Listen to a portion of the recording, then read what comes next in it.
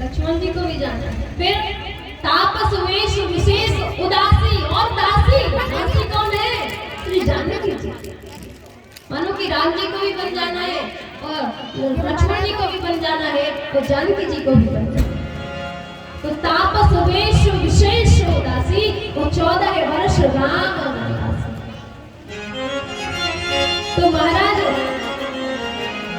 जैसे ही राम जी से कहा तो राम जी हाथ जोड़कर कहते हैं कि सुने जननी सोई सुत बड़ भाई।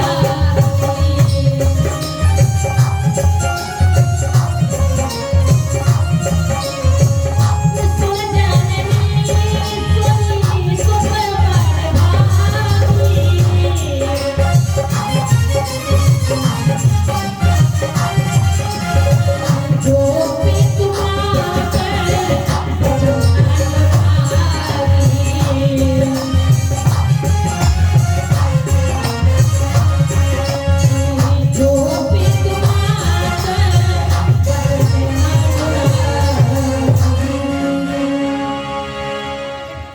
तो भगवान तो कह रहे हैं कि वो संतान धन्य है जो अपने माता पिता की इच्छा के लिए कुछ भी कर जाए, चाहे उसके प्राण भी निकल जाए।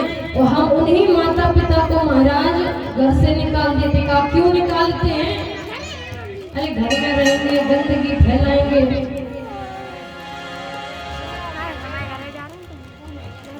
तो वक्त कहता है कि एक दिन चीख पुकार के कि एक दिन रोगे और चीख पुकार के माँ तो पिता की अपनी मूर्ति निहार।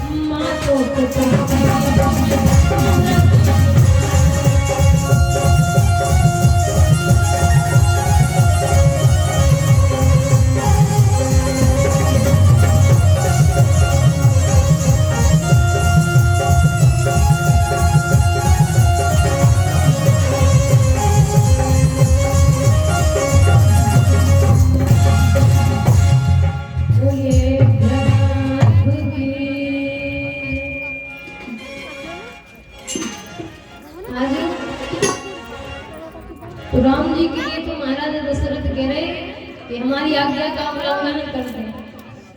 और कलयुग के माता पिता कहते हैं कई बार बात मान ले, कम से कम मान तो ले। तो इस प्रकार भगवान को 14 वर्ष के लिए अनेक कारण है। 14 वर्ष के लिए भैया के वरदान मानने लगी तो देवताओं ने ब्रह्मा के पास गए कि ब्रह्मा जी देखिए तो जरा रावण की आयु में कितना समय शेष है। क्यों कहा राम जी को वनवास होने जा रहा है तो जितनी अवधि शेष हो उतना ही वनवास मांगो, भगवान को कष्ट नहीं देना। ब्रह्मा जी ने देखा कि 14 वर्ष शेष है रावण की आयु के लिए, तो 14 वर्ष राम वनवास, अनेक कारण है। तो सवेरा हुआ जब महाराज दशरथ नहीं जगे तो सुमंत्र के पुत्र अभिनंदन उन्होंने शब्द जाकर बताया। तो मानो जो प्रसन्नता का जो सन्नाटा होता है ना, जो सुख का, वो दुख में परिवर्तित हो गया। और भैया ने कहा कौशल्या ने कि जो केवल पितुआयु सुताता है, यदि पिता ने कहा तो आप जाओ, लेकिन माता ने कहा नहीं तो आप अवश्य जाओ। कहा क्यों? क्योंकि यदि दोनों चाहते हैं तो आपको जाना उचित है। जब राम जी को वनवास मिल रहा तो माता सीता ने कहा कि प्रभु हम भी आपके साथ चलें। अनेक प्रकार से महाराजा दशरथ ने समझाया, रानियों ने समझाया, लेकिन मां जानकी कहते हैं कि जीव न देह नदी में न मारे, तैसे ही नाथ पुरुष में न मारे। मानो देह के बिना प्राण कुछ नहीं है, प्राण के बिना देह कुछ नहीं है। वैसे ही नारी पुरुष बिना कुछ नहीं है और पुरुष के बिना नारी भी कुछ नहीं है। दोनों को एक दूसरे का बल चाहिए, क्योंकि गाड़ी में 2 पहिए लगते हैं ना, तो दोनों एक से होने चाहिए। एक ही पंचर हो जाए महाराज फिर गाड़ी थोड़ी चलती है, फिर तो भड़कती है। अब लक्ष्मण जी को पता चला तो जैसे ही लक्ष्मण जी गए सुमित्रा के पास तो कहा हम तो पहले से आपको राम जी की सेवा में किया है, जब से आपका जन्म हुआ है, और आप हमारे पास आज्ञा लेने आए हो। अरे आपकी तो माता जानकी जी है और पिता राम जी है, तो आप आज्ञा लेने कैसे? राम जी ही आपके पिता है, जानकी जी आपकी माता है। तो राम जी ने कहा कि जाना है तो मां से तो आज्ञा लेनी पड़ेगी। तो आज मां सुमित्रा कहती है, देखो सुमित्रा जो है ना वो भक्ति का स्वरूप है। सुमित्रा जी की चर्चा बहुत कम आती है रामायण में, सुमित्रा जी की चर्चा बहुत कम आती है, लेकिन सुमित्रा जैसा क्या किसी का है? कोई जानते हैं? हमारे का जैसे हम खीर बनाते हैं ना, तो खीर में दूध सबको दिखाई देता है, वो चावल हो, साबूदाना हो, कुछ भी हो, वो सबको दिखाई देता है, लेकिन खीर में शक्कर किसी को दिखाई नहीं। देखो दूध भी सफेद है, चावल भी सफेद है और शक्कर भी सफेद है, लेकिन दूध सबको दिखाई देता है, चावल सबको दिखाई देते हैं, लेकिन चीनी किसी को दिखाई नहीं देती। तो मानो सुमित्रा का स्वरूप चीनी का है, क्योंकि ज्ञान स्वरूप है मैया कौशल्या और वैराग्य की स्वरूप बनी है मां कहते, तो भक्ति स्वरूप है हमारी कौशल्या। तो मानो कौशल्या के बिना खीर नहीं बन सकती, और कौशल्या के बिना रामायण में कुछ है ही नहीं। और लक्ष्मण ना हो और शत्रुघ्न ना हो, चर्चा बनती क्या, लीला बनती क्या ठाकुर जी? तो भक्ति के बिना ना तो ज्ञान है ना वैराग्य है, लेकिन भक्ति दिखाई नहीं जाती, भक्ति तो कर ही जाती।